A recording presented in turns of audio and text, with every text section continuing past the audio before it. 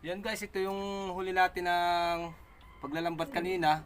Bali, hindi ko po na kuhanan ng video yung mga maraming huli namin na isda gawa ng nalobat na yung dala kong cellphone. At ito po yung mga huli namin ngayon sa pagpipishing po namin ngayong araw pong ito.